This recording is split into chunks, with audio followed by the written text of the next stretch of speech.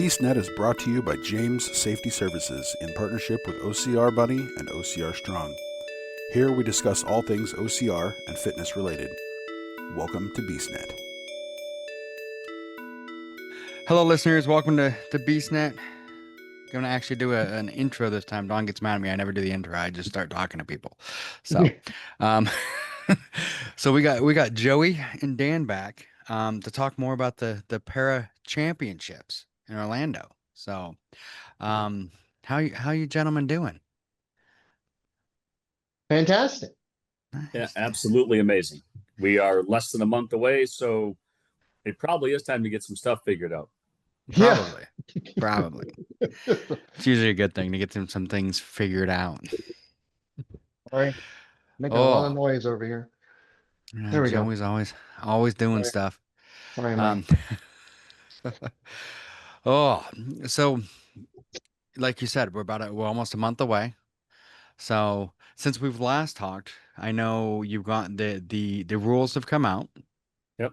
There have been a couple additions I've seen in the para Facebook group that have popped up.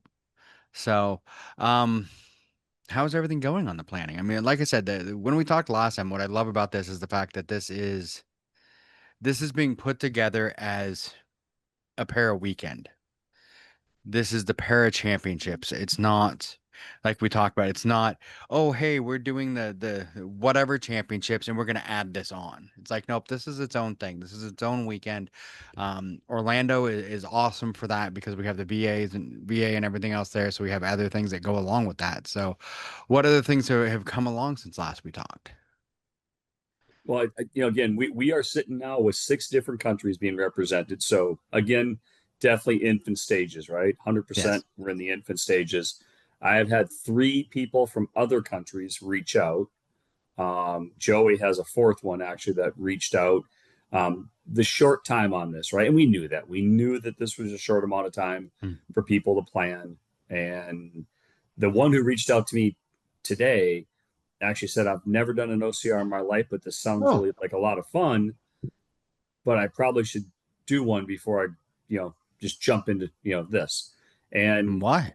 And they also, I mean, they are from the other side of the pond, so that travel, right? So already asking, is there one for next year? I can verify that there will be a 2026 Para World Championship.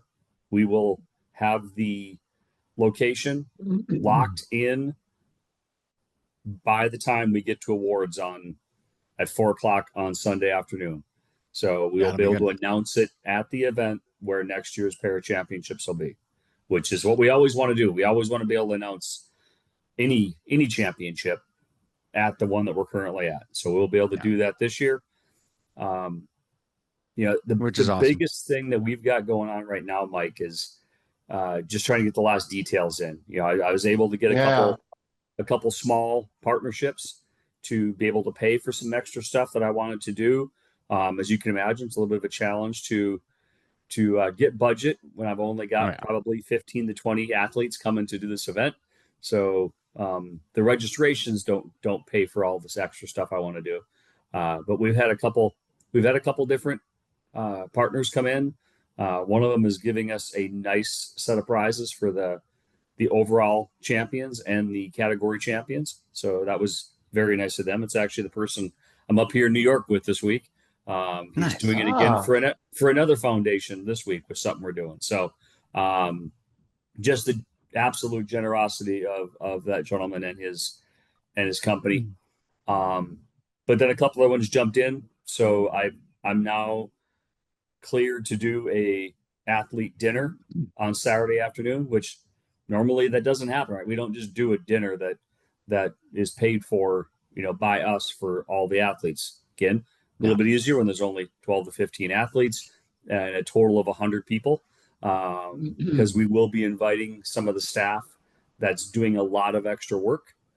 I'll ask them to see if they want to stick around and hang out with the athletes. And a lot of our staff know most of our athletes, which comes in kind of nice. So we're going to look at doing that. It should be a nice group of about 100 people just kind of hanging out on Saturday afternoon after we finish the athlete briefing. So what's happening, which is great, is people are reaching out in between the podcast with you, Scott Knowles, the Northeast or the New England OCR Expo, all these different places we're getting onto, and then the lives that Joey and I attempt to do when my computer decides to work. Those are getting people to ask questions. So I want to hit one question that seems to be popping up, if you don't mind, Mike, that I'd like to hopefully get out here. That's what we're here for. Let's get those out there. I mean, because one thing I always say when I like teach OSHA classes all the time, and I tell everyone all the time, if one person has a question, that usually means like 5 of you do. You're just afraid to ask it. So if people are asking the questions, whatever questions are asking, I mean, go ahead and answer them. I mean, I want to make sure that people know what they're getting into and what they need to do for this. So the most consistent one, I think Joey's gotten it a couple times too, is if I'm an athlete and I have teammates and we have to do a penalty loop. If I have 2 teammates, so if I'm a vision impaired athlete and I have 2 teammates and I fail the penalty and so do one of my teammates, can I do the penalty loop with only one of my 2 teammates while the other one does the penalty loop? And the answer, this year, the way we wrote the rules, and I'm saying it that very specifically, because who knows, by 4:01 on Sunday afternoon, we may have a new rule book written. And I just need everybody to understand that. But as we asked a bunch of athletes, it was, no, the penalty loop has to be done with your entire team. So I am saying if the 3 of us, so if you 2 are my guides and I'm the person who's vision impaired, and Mike, if there's a better chance Joey is going to make it through Twister than you making it through Twister, you should attempt Twister first. Exactly. Fail it if you fail it, and then go do your penalty loop while Joey works with me. If I fail it, then Joey can get through it. By the time that all happens, you're back from your penalty loop. Then all 3 of us, the entire team, can now go do my penalty loop. So just to clarify, hopefully I won't be one last time. I get that. And I get all kinds of questions. I want the questions.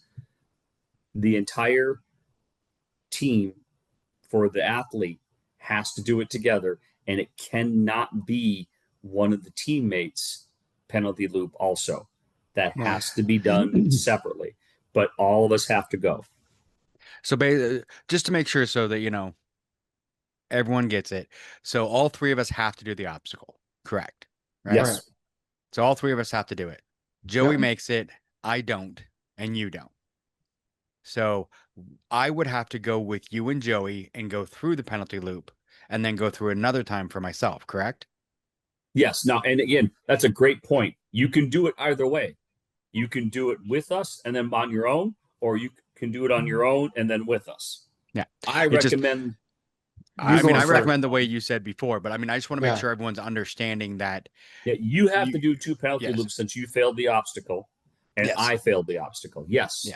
Okay. I just want to make sure, because I know that's the one thing that, everyone understands it that way, because it's not like, oh, people are like, oh, I just have to go with you because you're the athlete. It's like, no, as part of your team, I have to, and it's one of those things that's great to get out there, because it's kind of like, for example, World's Toughest. I mean, we had different rules there because we were still building what we were going to, how everything was going to go with this. So the obstacle, it was one of us had to do it, but it makes a lot more sense this way, because then it's saying like, you as the teammate, you're there for the athlete, but you're also there doing it. So it makes sense, because I could see how a lot of people would do it. And just because in my brain, I can see the way people do it. You go up, you have the athlete touch it, and then everybody goes through the penalty loop. But if everyone has to do the obstacle, it means that you're picking your team in a way that your team can also help you too. It's a whole team. I like that aspect. I really do. I love that. So the teammates are competing just as much as the athletes are. Yeah. No, and I get that. So it's awesome. Like if you think about World's Toughest Mudder as an example, when we did that, if you were just support, you didn't get credit for doing World's Toughest Mudder. Nope. So and you didn't go out on course unless you were with the athlete. Your whole purpose was Right. there to be with the athlete. Because I know both years I did Tough Mudder, I did it as support, and that was it. So if the athlete said, "Hey, I'm not doing another lap, I'm taking a nap for a bit," all right, I guess I take a nap for a little bit because I'm only here for them.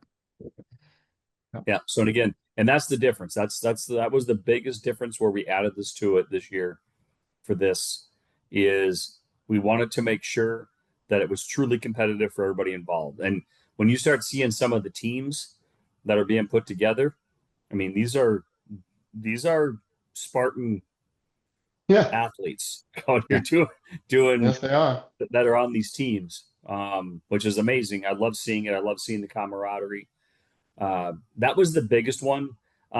Again, I'm gonna just because one of my friends who is a vision impaired individual has been asking some questions, and thankfully he's asking them very nice and orderly so that I can then copy and paste them on the pair page so other folks can understand them and come across them. The helping a vision impaired athlete in between obstacles is absolutely allowed on the penalty loop also. That is not the obstacle. So Right. they just can't help them through the obstacle. And again, they can help them get up the steps, help them find the bar for the monkey bars. But once they have both hands on the monkey bars, then I'm not allowed to help support them and get them through. That at that point, they have to do it on themselves. So I think those are the big ones, Joey, that are kind of keep popping up. Yeah, that I had someone else yesterday even same thing about the visually impaired. And I was going to mention I love how they are getting dialed in, and because that just shows the competitive edge of they want every little nuance and every little bit of information they can bring with them to the table. And it's making us think too, because I think I even mentioned in one of my responses, thank you for these questions because we need them this year for sure, but definitely helping us just plan for the future and knowing how to do it. But yeah, and again, that the question I got today or yesterday was like on my penalty loop, can my guy tether, elbow, shoulder, whatever through the penalty loop? I'm like, absolutely. We're not just going to give you give the opportunity like voice command. That's just almost impossible. Through a Just go penalty. out there and literally blindly go through the woods. No, that's not gonna be what happens. So Mike, again, I'd like to run through. We've done it a couple of times. I'd like to run through the weekend's events. Okay, that's I'd love great. people to hear it over and over and over again. Well, I think a lot of people need to know. Yeah, we've had a couple additions, so go ahead, Dan. So Saturday at 8:30, the group that we've gone out now with, I think this is the 6th time we've done this event with them, is we are going to go out with some of our veterans who are going through the adaptive rehabilitation program at the VA hospital in Lake Nona there, which is amazingly 2 blocks away from the event. So it's the placement's perfect. Serendipity. They're going out at 8:30. If any and I would love it if all of the para athletes and their teammates went out and supported and joined on Saturday morning at 8:30. Anybody that wants to do that, please get a hold of me. Please email me, DM me. I don't care how you get a hold of me. The race is on me. There's no charge to do that race. We anybody who helps out with the veterans for that race, we cover the entrance. And I just love to have a bunch of our athletes who are going to compete on Sunday and their teammates out there supporting and cheering on these veterans. We have, I believe, is it 15 first timers again, Joe? It's like 15 or 16 first timers this year that have never done a Spartan race. They are super nervous. And then they're even more nervous because we're going to have some pretty higher ups from the VA hospital, like nation, the actual whole system will be on site because they are coming out and trying to, they want to see that we are telling them that this makes a difference to our veterans who are going through this program. Because if we pull off that, then it can go to another hospital in another city near another race, and we can grow this so it's not just Orlando. So love to have the veterans out there for that. Yes. Would love to be able to make a difference Yeah. with that. That is 8:30. At 11:30, we will start. So please don't wait till 11:30 to show up to the main stage. 11:15, start showing up at the main stage. We will, as soon as the kids' awards are done, then we will announce all of the athletes that are come. We're going to ask their teammates, hopefully their teammates around. They'll come up on stage with them. We'll get a big picture with all the athletes and the teammates up on stage.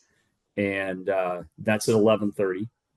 We are going to wait till about 12:15 for the teddy bear crawl. So again, I'm asking, join us. So please obviously join. we're not all crawling. Some people are going to be in chairs. Some people can't crawl.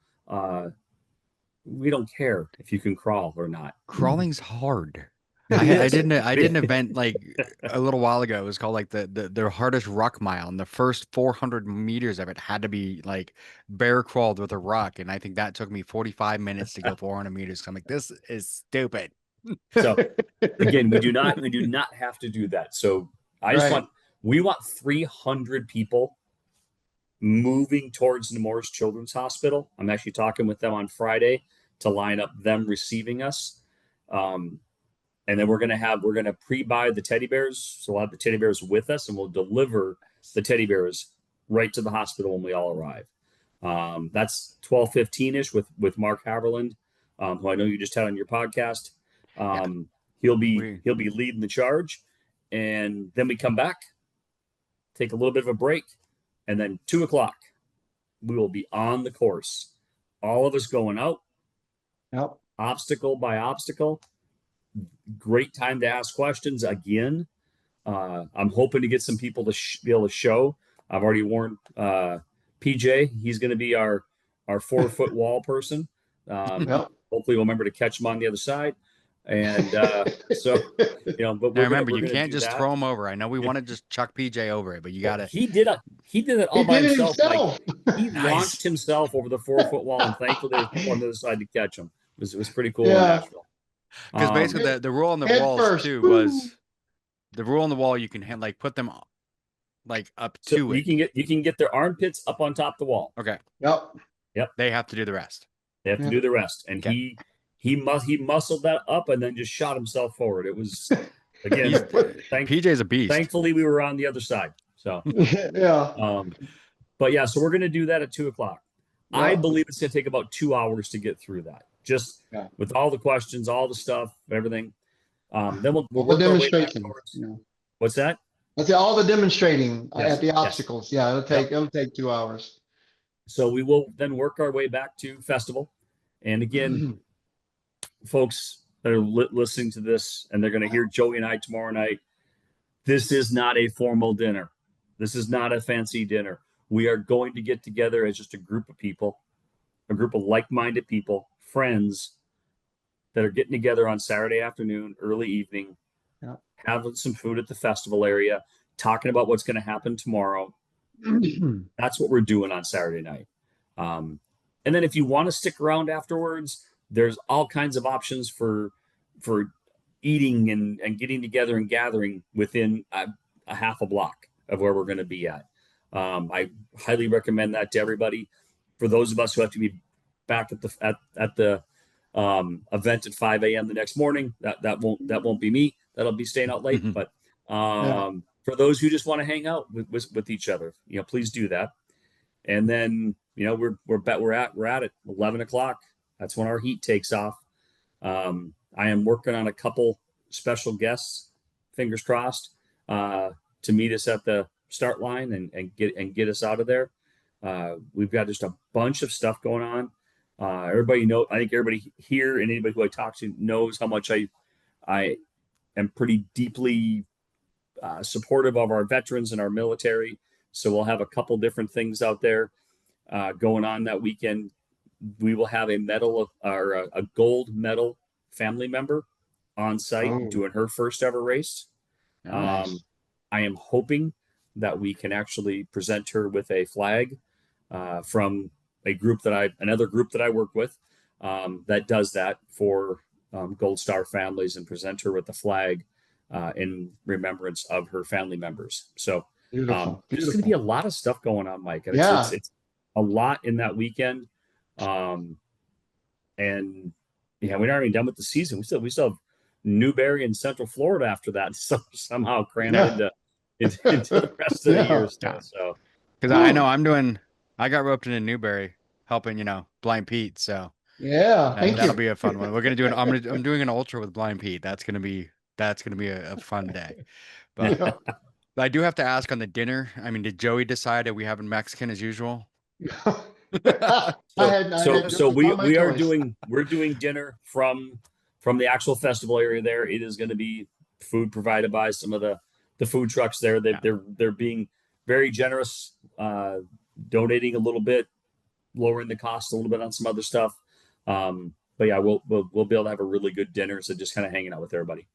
I mean, anybody who's part of the team knows the Mexican thing. It's always Mexican with Joey. It is. Yeah. Which I will tell you, Joey, you would be proud. The night before the Ironman, we All stopped and got Mexican. right. So we Good went to the job, Mexican Mike. restaurant there Good in job. Waco. So, Ah, but yeah. So I mean, it sounds So amazing. It's gonna so be Mike, everything. are you able to put email addresses and that kind of stuff again at the bottom of Yeah. of this when it's done? I could put email addresses. I'll put email addresses, and I mean, we can put links to your Facebook so they can DM you too.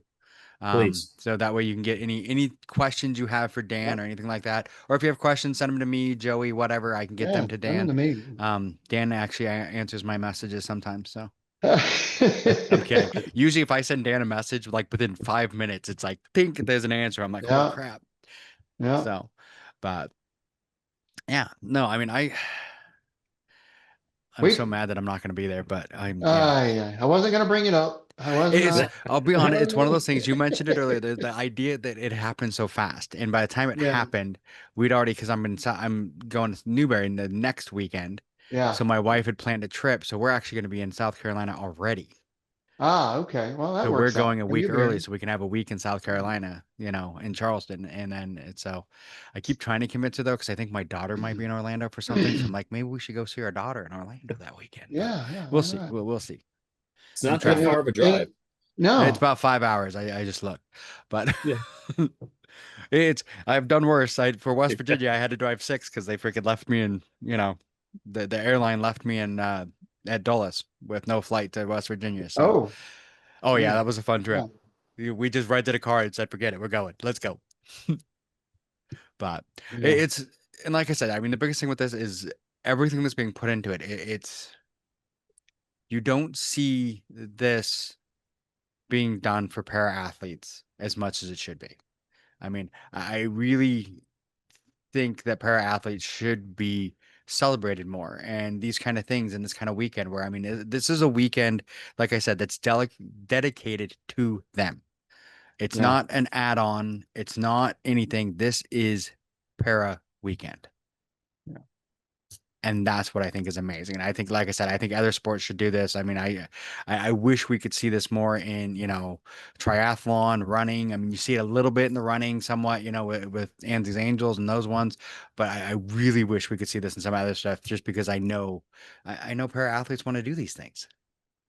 Yeah. And, it's sad. And it kind of breaks my heart because we did put it together. We put it together so quickly. We've got athletes here in the U.S. who I know if they had the funding, had the means just to get here, they would be. And I got to give a shout out to Mariana. She just is so she wants sad. so bad. She's Yeah. so sad that she can't be here for that weekend. And I'm like, I wish I could just had all the money in the world just to fly her out here and put her up and put her team together. But we just didn't have enough time. And like Dan mentioned earlier, we've got, I had the young lady in France. He had someone in other countries reach out to him. I even had someone from Canada reach out to me over the weekend while I was in Nashville. And they were like, man, wasn't just, so soon. I'm like, I know, but next year, people, next year. And that's what's great. We're going to make it happen. We're I gonna get love next the fact year. that it's getting out there, thanks to to you, BeastNet, and Scott at I Am Spartan and New England OCR and all the other outlets that were able to come on and do this and talk to people and get the word out there. And I mean, I love Dan's computer to work. I love the message. I love everything. I mean, you know me. Oh, I'm dealers of hope all the way. I'll do anything I can to help the team, all that kind of stuff. And I mean, also Teddy Bear Crawl, another great one. I mean, I've helped them here in Houston, all that kind of stuff. I know me and Boggs are on the back end working on some virtual stuff that we're going to use probably to be able to donate to both of them. I love them, cool. and that's the one thing too is if you guys can, we'll put the links on there. Go to Dealers of Yes. Hope. Go to Teddy Bear Crawl, those kind of things. So I mean, Teddy Bear Crawl, they give teddy bears to kids in the hospital, like we mentioned earlier, and Dealers of Hope. uh, They with those donations, we will be able to help get the equipment because that's the other thing people forget. It's not just getting the people to the events, it's the equipment. I mean, one of those chairs alone costs what, $7,000-8,000 Yeah, yeah. To do it right, to yes. do it right. I mean, yeah, so $7,000-8,000 for one chair to be able to take one athlete on a race, and that's the one thing that you got to understand. I mean, those donations help us be able to bring those athletes out to these events because a lot of people don't realize when we go to these events, me, Joey, Dan, all those, we fly on our money. That's Yeah, us going out there and doing it because we want to do this. If you donate money, that's not going to us. That's going to ways to help these athletes, so that we can right. have these para weekends like we're having, and next year have another para weekend and keep growing. Right. And and I'm glad you said that because one thing that is so beautiful to me, Mike, and Dan knows this, that between us, Deals of Hope, Oscar Mike, Hmm. RWV, Bell Blue Four, just all these OEW, all these organizations who have the like-mindedness and wanting to help, veterans as well as civilians just get out there and do these things that they never thought they could. It's just so beautiful to watching us come together on a weekend like this and to kick it off with the VA wave on Saturday morning and it culminates onto the para championship on Sunday at 11 a.m. It's just going to be magic, and I just can't wait to see it unfold. But yeah, there's so much that goes on behind the scenes that people just don't know. Oh yeah. And Abby's agreeing with me in there. Sorry if you guys can hear her. But That's okay. it's just going to be an exciting time, and and I've said this many times already. It is such a dream come true for me to see this happening, and I know it is for Mhm. Dan and Mike. I know you've talked about this in the past with me and Boggs and so many on all the teams, Michelle and Chris and just all the ones at Oscar Mike and even Troy over at OEW. We talked about a little bit at WarX earlier this year, and it's just phenomenal how we're doing all these things for the athletes, giving them Yeah. giving them hope. I mean, giving them a chance to shine, and what better stage, man, just to make it about them for the weekend. Yeah. Which, like I said, is amazing. It's one of those things. Yeah, it truly is. I've seen it in other sports. I see it in triathlon every once in a while because that's, my, besides like when I'm helping the team, I pretty much focus on triathlon personally. But I see it where it's an afterthought. Like, oh, hey, we have all these. Oh, then we also have a parawave, which is amazing. I'm so glad there's a lot of them here in Houston that have the parawave, but it's just like, it's an afterthought in a lot of ways. And I love how this isn't, Yeah, this is showing them this, you're not an afterthought. right. You are the thought. You are all of it this weekend. So, and that's amazing to me. I mean, and the competitiveness of it and the smiles on the faces. I think Jolene with her Dirty Dozen team has been messaging me daily. She just sent me the finisher picture of her. She was out in Dallas and she did the ultra, and she's just like, I am so ready for the para championships. But at the same time, as competitive as she is, one thing that she said that just really just nailed it was she's like, I want everybody else to win just as much as I do. And I'm like, that's what it's all about. Hmm. And I love that. I love that. I love where everybody's heart is concerning this. And it's just so Yeah, amazing. yeah, it is. And for Spartan to do it is just awesome. Yes, yes. Thank you, Dan. Yes. As I say, Dan's the man on this one. Dan has pushed very hard with Spartan to get us this. And thank you. Yeah. So again, this is the start, right? Hmm. This is our start on it. I would love, I mean, in my mind, I'd love to bring back what we did in 2019 in Laughlin. I mean, there's no reason we can't look at something that has a team aspect to it, that's similar to what we did in the past. There's no reason that we can't bring in qualifying heats, Right. throughout the year. It's just it's going to have to be, we have to find the right venues. Joey and I have been talking about trying to find the right venue since we started initially late Yeah. last year, almost this exact same time last year. Where could we do a couple heats to test it? We didn't think we could just skip all that and go right to a championship. We were just going to test it this year. So, Yeah. Now next year needs to be, where can we go so that we can actually have some qualifying heats. And I think, we've talked about some, Charlotte's a good example of one that probably could be a reasonable one for that. And, and there's a number of them out there. I'd like to keep them fairly flat.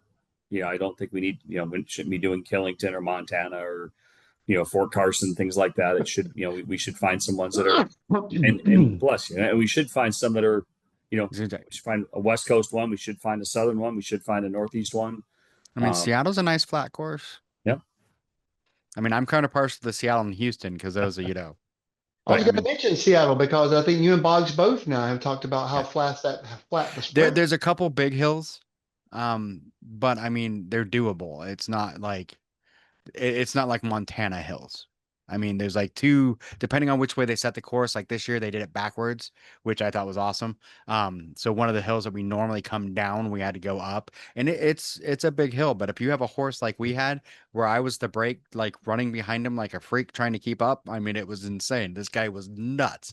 But there is some flat spots there. Houston, you've been to Houston the last couple of years. It's flat, but it's sandy. So.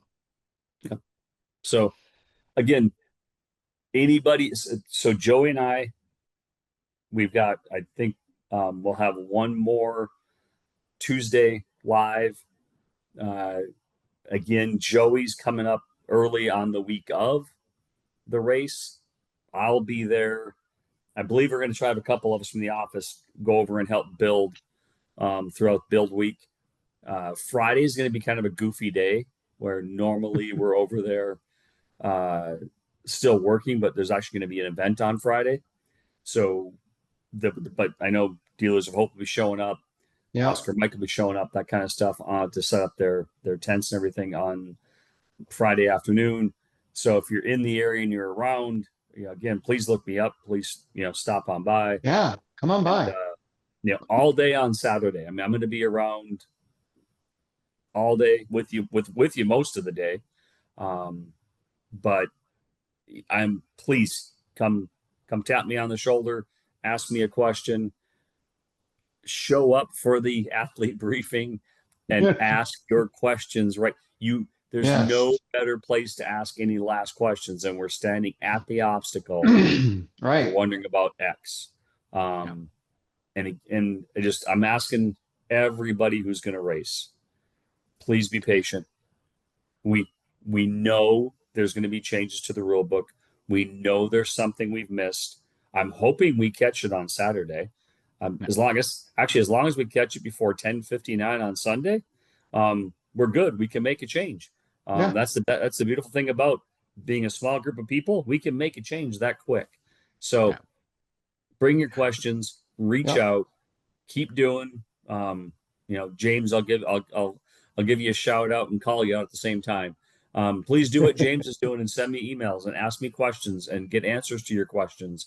And then if I don't answer in a way that makes sense, ask me to verify it. I'll verify it. Let's just make sure it's out there. Brian Pete's doing the same thing. Ask the questions. Asking the questions. Because you don't want to have something happen where all of a sudden you're whatever happens on race day because you didn't ask the question and you're like, oh, I was kind of wondering about that.